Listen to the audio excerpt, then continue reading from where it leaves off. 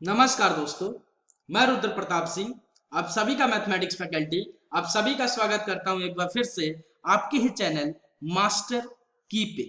और आज की वीडियोस में अपन बात करने वाले हैं trigonometry ratio of some particular angle. और आज जिस एंगल पे अपन बात करने वाले हैं वो है 90 डिग्री एंड 0 डिग्री। कल के लेक्चर में अपन ने बात किया था 60 डिग्री एंड 30 डिग्री के लिए। उससे पहले एक लेक्चर में अपन ने बात किया था 45 डिग्री के लिए कि जितने भी ये 45 डिग्री 60 डिग्री या 30 डिग्री पे अगर थीटा की जगह रखा जाए तो जितना भी ट्रिग्नोमेट्री रेशियोज होंगे उनकी क्या वैल्यूज होंगी। अगर कुछ वैल्यूज होंगी, कुछ कांस्टेंट रेशियो आएगा तो कैसे आएगा, कहां से आएगा, क्या उसके प्रूफ है। वैसे ही आज अपन बात करने वाले हैं कि अगर थीटा की जगह अगर 90 डिग्री रख दिया जाए या फिर 0 डिग्री रख दिया जाए तो जितने भी ट्रिग्नोमेट्री रेशियोज होते हैं, साइन कॉस टेन एटीसी जितने भी होते हैं, उनके क्या वैल्यूज होंगी। अगर कुछ वैल्यूज होंगी तो क्या उसके प्रूफ है, वो वैल्यूज कहां से आती हैं, वो सारे डाउट जितने भी आपके हैं आज क्लियर होने वाले हैं इस वीडियो के माध्यम से। तो प्लीज वीडियो को अंत तक देखें, स्किप करके ना देखें अगर आप मुझे ट्रिग्नोमेट्री में फॉलो कर रहे हैं तो। और अभी तक आपने मास्टर की चैनल को अगर सब्सक्राइब नहीं किया है तो प्लीज जाकर चैनल को सब्सक्राइब करें और साथ में बेल आइकन को भी हिट करना ना भूलें, जो वो घंटी है ना उसे भी हिट करें ताकि हर एक अपडेट बिना किसी से पूछे आपको मिलता रहे मास्टर की का। तो आइए स्टार्ट करते हैं बिना किसी देरी के। तो क्या बोला जा रहा है आज के लेक्चर में, आपको क्या देखना है, ट्रिग्नोमेट्री रेशियो यानी T ratios of 90 degree and 0 degree कि अगर थीटा की जगह 90 डिग्री रख दिया जाए या फिर थीटा की जगह 0 डिग्री रख दिया जाए तो जितने भी ट्रिग्नोमेट्री रेशियोज होते हैं उनकी क्या वैल्यूज होंगी। तो सबसे पहले बेटा कि जितने भी ट्रिग्नोमेट्री रेशियोज का जो अपन ने फॉर्मूले डिराइव किए थे, जो फॉर्मूले अपने को पता चला वो किस ट्रायंगल के माध्यम से पता चला, किस पे बेसिस है वो, सर राइट एंगल ट्रायंगल पे। तो आइए पहले एक राइट एंगल ट्रायंगल ड्रॉ कर लेते हैं। तो आइए एक लीजिए, यहाँ कर दें, यहाँ कर देते हैं राइट एंगल ट्रायंगल। अब बोलो हाँ कि ना, तो ठीक है जी। तो अपने एक राइट एंगल ट्रायंगल ड्रॉ कर दिया। तो अगर आपने राइट एंगल ट्रायंगल ड्रॉ किया तो इसका आइए नामकरण भी कर देते हैं।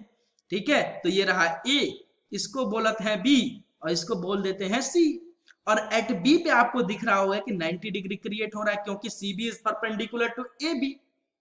ठीक है जी, तो ये आपका 90 और बोला जा रहा है आपकी कि अगर थीटा की जगह 90 रख दिया जाए तो एक आइए थीटा की जगह अगर मैं 90 रख देता हूं तो जरा देखिए कि अगर एंगल ए पे 90, अगर एंगल बी पे 90 तो एंगल सी पे कितना जाएगा बेटा, अपने आप 0 डिग्री। कैसे सर, तो तीन एंगल का बेटा सम कितना होता है सर 180 डिग्री, यानी ए 180 डिग्री के बराबर। और आपने एंगल ए को 90 दे दिया, एंगल बी को 90 दे दिया, एंगल ए को 90 दे दिया और एंगल बी को 90 दे दिया। तो 90 प्लस 90 तो अपने आप 180 हो गया, दो एंगल का ही सम 180 के बराबर हो गया। तो तीसरे के पास बेटा कितना जाएगा, 0 डिग्री के बराबर।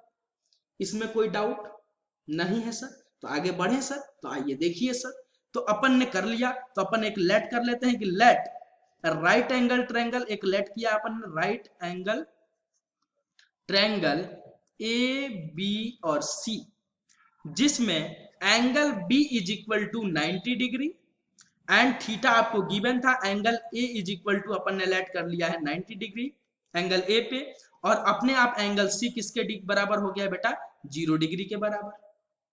कौन दिक्कत यहां तक हो तो बताइए, नहीं है सर, आगे बढ़े सर।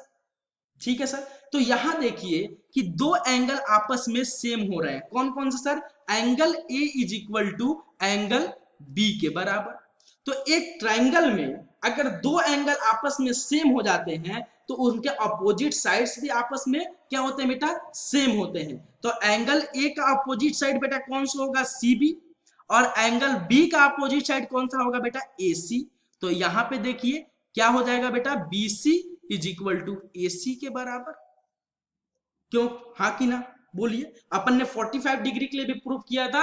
तो जब एंगल ए पे 45 बना था और एंगल सी पे 45 बन गया था तो क्या हुआ था, सी का जो अपोजिट साइड ए बी था और एंगल ए का जो अपोजिट साइड सी बी था वो आपस में क्या थे, इक्वल थे।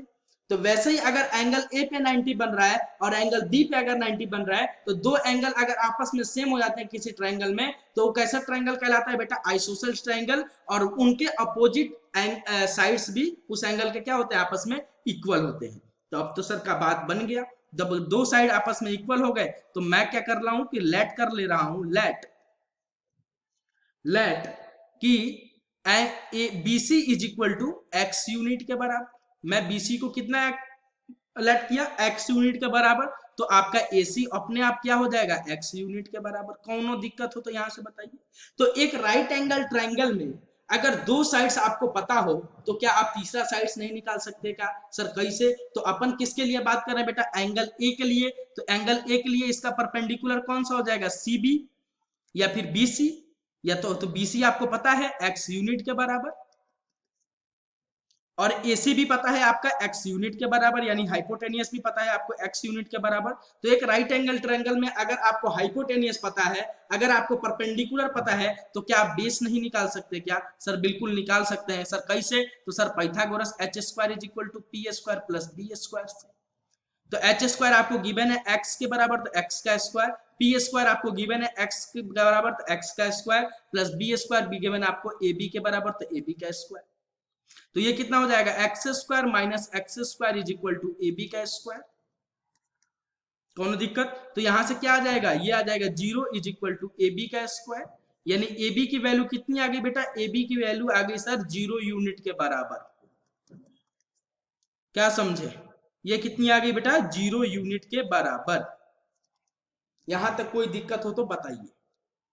तो एक राइट एंगल ट्रायंगल में अगर उसके तीनों साइड्स की अगर यूनिट आपको पता हो, तो क्या आप ट्रिग्नोमेट्रिक रेशियोज नहीं लिख सकते क्या? सर लिख सकते हैं, तो सर लिख दीजिए ना, किस बात की दिक्कत है। पहले अपन लिख देते हैं सर 90 डिग्री के लिए, तो angle A is equal to 90 degree के लिए लिख देते हैं। तो 90 डिग्री के लिए बेस कौन सा होगा बेटा, AB, वो आपको गिवन है 0 यूनिट के बराबर।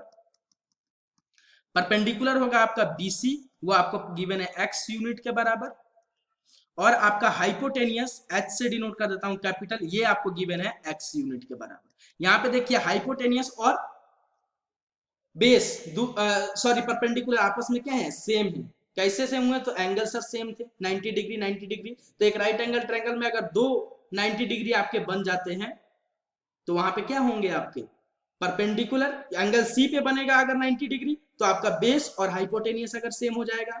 अगर एंगल ए पे बन रहा है तो आपका परपेंडिकुलर और हाइपोटेनियस आपका सेम होगा। तो जरा यहां से देखिए, अब साइन 90 लिख दीजिए आप। तो साइन 90 डिग्री यानी साइन 90 यानी साइन थीटा किसके बराबर होता है, p/h के। तो p आपको गिवन है कितना, परपेंडिकुलर, ये परपेंडिकुलर आपका BC यानी x अपॉन x, हाइपोटेनियस है ना, ये परपेंडिकुलर है भैया, है ना, और ये आपका बेस है AB, है ना।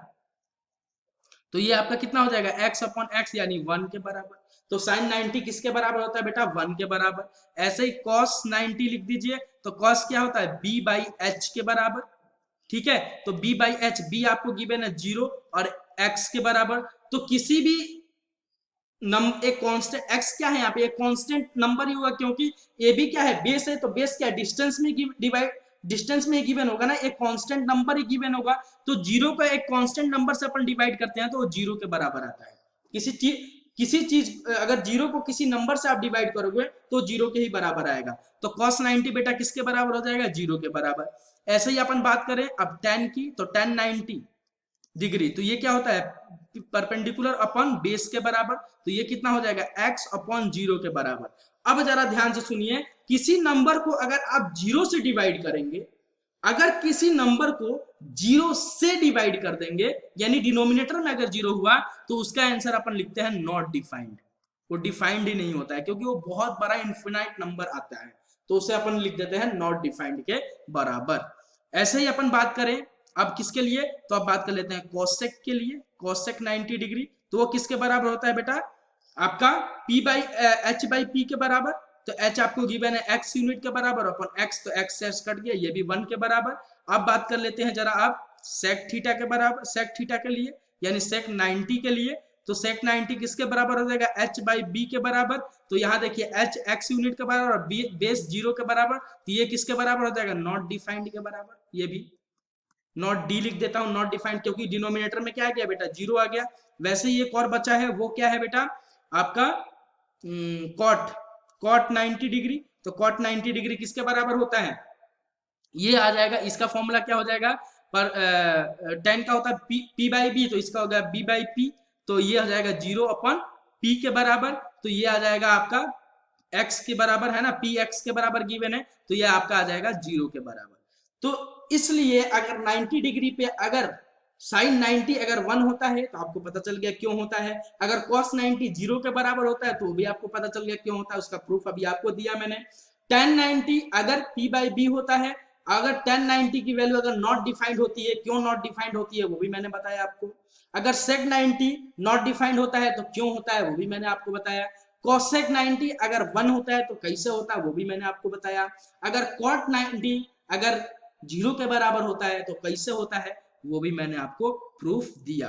तो अब बात कर लेते हैं बेटा 0 डिग्री के लिए। तो 0 डिग्री के लिए अगर बात करेंगे तो जरा देखिए 0 डिग्री कहां बन रहा था राइट एंगल ट्रायंगल में, अभी अपन ने बनाया था, तो सर 0 बन रहा था यहाँ पे, है ना, और ये आपका 90 और ये आपका 90, और ये था A, ये था B और ये था आपका कितना C के बराबर, और ये आपको गिवन था x यूनिट के बराबर अपन निकाला था, ये 0 यूनिट के बराबर और ये भी x यूनिट के बराबर। तो अब देखिए अगर साइन 0 लिखना चाहूं मैं 0 डिग्री के लिए, तो साइन की वैल्यू क्या होता है p बाई h के बराबर, तो इसके लिए परपेंडिकुलर बेटा कौन सा होगा, ये हो जाएगा परपेंडिकुलर, ये आपका हो जाएगा बेस और ये आपका हो जाएगा हाइपोटेनियस, है ना। तो p बाई एच तो परपेंडिकुलर हो जाएगा बेटा इस 0 अपॉन x के बराबर। तो किसी नंबर से अगर 0 को अपन डिवाइड करते हैं, है ना, 0 को क्या करते हैं डिवाइड करते हैं, तो किसके बराबर होता है 0 के बराबर। तो ऐसे ही cos के लिए अपन लिखना है, अगर cos 0 तो cos क्या होता है बेटा बेस अपॉन हाइपोटेनियस, तो ये क्या हो जाएगा बेस आपको कितना गिवन है यहाँ देखिए x के बराबर और हाइपोटेनियस x के बराबर, तो x अपॉन x, तो x x कट के आ गया 1 के बराबर। तो इसलिए cos 0 अगर कहीं गिवन होता है तो उसको क्या लिखते हैं बेटा 1 के बराबर। अगर tan 0 लिखना चाहूं मैं tan 0 डिग्री, तो ये क्या होता है परपेंडिकुलर अपॉन बेस, तो परपेंडिकुलर आपको गिवन है 0 के बराबर और बेस आपको गिवन है x यूनिट के बराबर, तो ये कितना हो जाएगा 0 के बराबर। तो cos 0 0 के बराबर, tan 0 0 के बराबर। ऐसे ही अपन लिखना चाहे cosec 0, तो cosec 0 डिग्री क्या होता है, cosec का फॉर्मूला क्या होता है बेटा h बाई p के बराबर, तो h आपको गिवन है x यूनिट के बराबर और p आपको गिवन है 0 के बराबर। तो अगर 0 से किसी नंबर को डिवाइड करते हैं, यानी 0 डिवाइडेड बाई 0 से किसी नंबर को डिवाइड करते हैं कांस्टेंट नंबर को, तो अगर 0 डिनोमिनेटर में होता है तो वो क्या हो जाता है बेटा नॉट डिफाइंड, वो बहुत बड़ा इनफाइनाइट नंबर आता है, इसलिए उसको क्या लिख देते हैं नॉट डिफाइंड के बराबर। समझ में आया। नेक्स्ट देखिए एक आता है आप सेक, सेक 0 डिग्री क्या हो जाएगा, सेक का फॉर्मूला क्या होता है h बाई बी के बराबर, तो h आपको गिवन है x यूनिट के बराबर और आपको बेस गिवन है आपको x यूनिट के बराबर, तो x से x कट के ये आ जाएगा 1 के बराबर। नेक्स्ट एक और होता है कॉट, तो कॉट क्या होता है कॉट 0 डिग्री यानी कॉट थीटा आपका कितना होता है, वो होता है सर बेस अपॉन परपेंडिकुलर, तो बेस आपको गिवन है x यूनिट के बराबर और परपेंडिकुलर आपको गिवन है 0 के बराबर, तो फिर से डिनोमिनेटर में 0, तो ये किसके बराबर हो जाएगा बेटा नॉट डिफाइंड के बराबर। तो आई होप कि आपको ये सारी चीजें समझ में आई, और यहाँ पे आपका trigonometry ratio of some particular angle का द एंड मेरे तरफ से कुछ क्वेश्चंस इंपॉर्टेंट होंगे, क्वेश्चन प्रैक्टिस में आपको करा दूंगा। तो अभी के लिए इतना ही। जय हिंद जय भारत। और जितने भी आपको ये वीडियोस कैसा लगा, इसके प्रूफ कैसे लगे, आपको समझ में आया कि नहीं आया, उसकी फीलिंग आई कि नहीं आई, प्लीज कमेंट सेक्शन में जरूर बताएं। पढ़ाने का तरीका समझाने का तरीका कैसा है वो भी कमेंट सेक्शन में जरूर बताएं। वीडियोस को ज्यादा से ज्यादा लाइक करें अगर आपको पसंद आया तो, सब्सक्राइब करें अगर चैनल को सब्सक्राइब नहीं किया है आपने तो, और अपना एक रिव्यू अपना एक कमेंट्स जरूर छोड़ के जाएं इस वीडियोस पे कि आपको कैसा लगा वीडियो, है ना। और मैं ये चाहता हूं कि अपने जितने भी आपके फ्रेंड सर्किल है उनको आप बता दें, इन्फॉर्म कर दें कि यहाँ पे ट्रिग्नोमेट्री काफी डिटेल कोर्स में चल रहा है, तो आके जल्द से ज्यादा संख्या में ज्वाइन करें और लाइव क्लास को ज्वाइन करें, प्रीमियर जो चलता है उसको ज्वाइन करें, ताकि मैं लाइव में रहता हूँ, अगर कोई वहां पे डाउट भी रहता है आपको तो वहां तुरंत आपको क्लियर हो जाए। वैसे मेरा कांटेक्ट नंबर है ही, अगर आपको कोई डाउट रहता है किसी भी क्वेश्चन में तो 8003972670 पे मुझे कांटेक्ट करें किसी भी टाइम। व्हाट्सएप, टेलीग्राम, इंस्टाग्राम पे भी अगर मुझे फॉलो करना चाहते हैं तो राजन रुद्र 2626 से आईडी है मेरा, वहां भी फॉलो कर सकते हैं। तो अभी के लिए इतना ही। जय हिंद जय भारत। आई होप कि आपको ये वीडियो अच्छा लगा, तो अच्छा लगा तो ज्यादा से ज्यादा शेयर करें, जितना हो सके शेयर करें, सिलेबस की चिंता ना करें, सिलेबस कराना मेरा काम है, कैसे कराऊंगा मैं बताऊंगा आपको।